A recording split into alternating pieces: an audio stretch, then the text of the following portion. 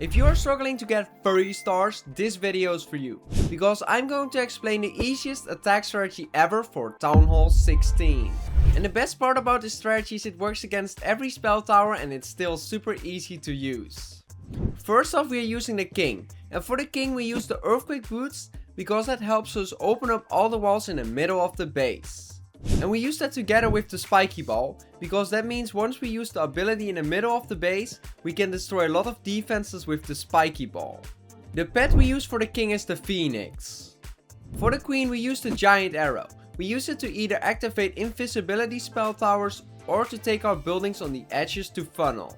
And we paired it with the healer puppet to help the queen stay alive longer. And by the way, the pet for the queen is the frosty. Moving on to the warden, we use the internal tome and the healing tome and not the rage gem. Here's why. We use the healing tome because the defenses do way more damage at this level and we really need that health back for our root riders. For the pet we use Dicky.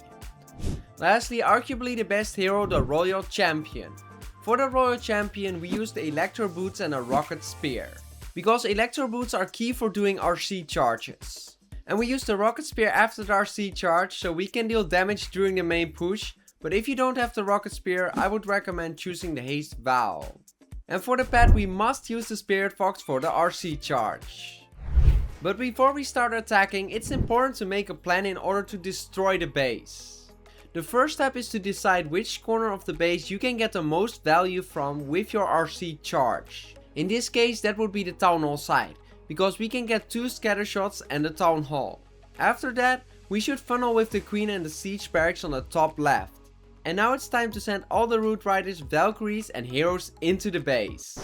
But don't think that's already it, because there are still so many small things I didn't talk about yet and they are crucial for a 3-star, which I'm going to break down in the main example.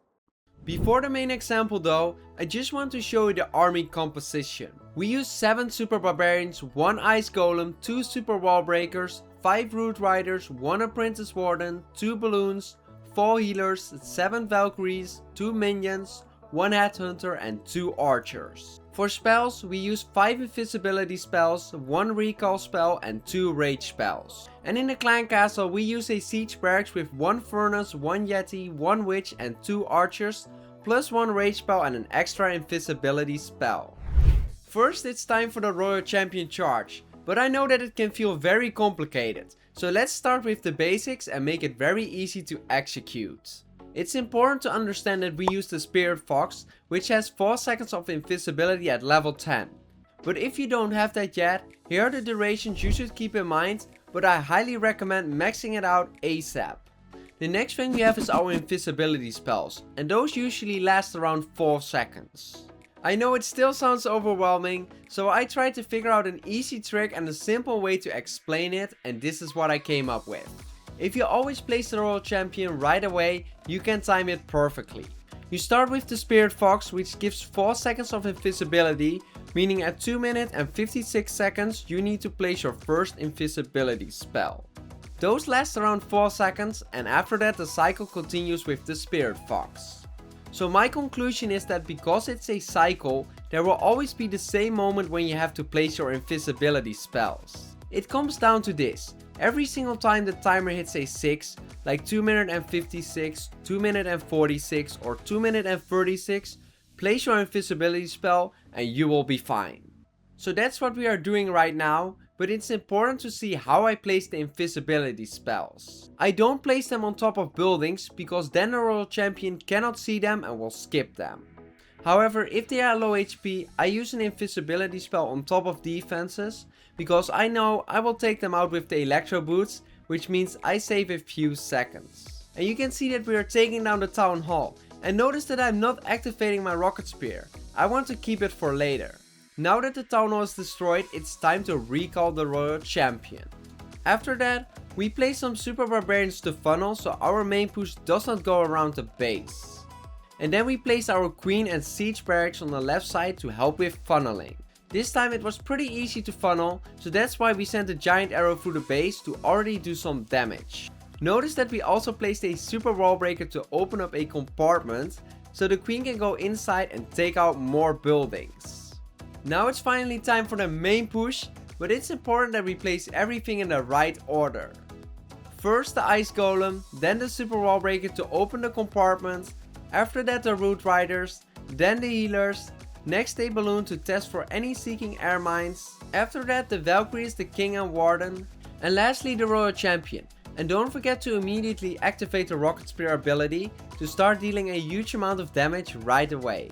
Now we place a Rage spell to get some early momentum. Then we already used the Warden ability, because there's a lot of damage from the Monolith, Expos, Potion Towers and even the Dragon from the Clan Castle. We also placed another Rage, because we really want to get through this high damage part faster.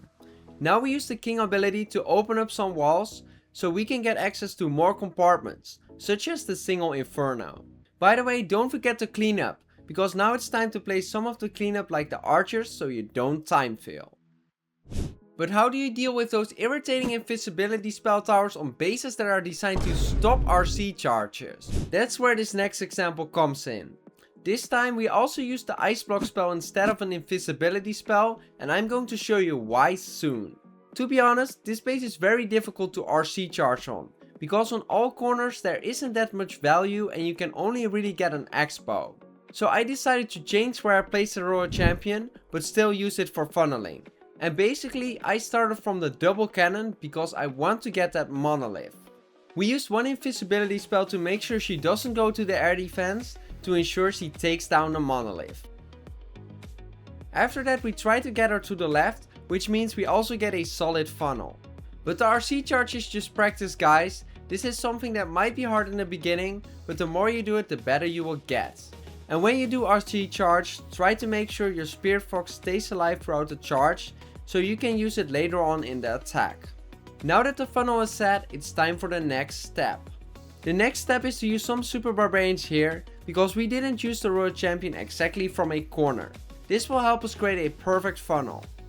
Then we use the Queen and the Siege Barracks on the other side, but it's important that we send a giant arrow through the middle of the base, because we have to activate the invisibility spell tower.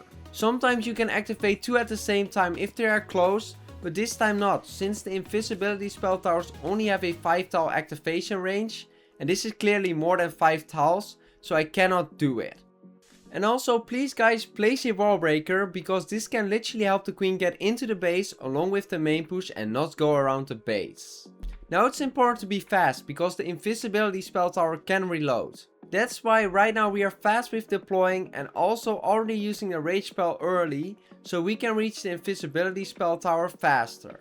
We do have to keep in mind though that one invisibility spell is going to go off, because we couldn't activate two with the giant arrow.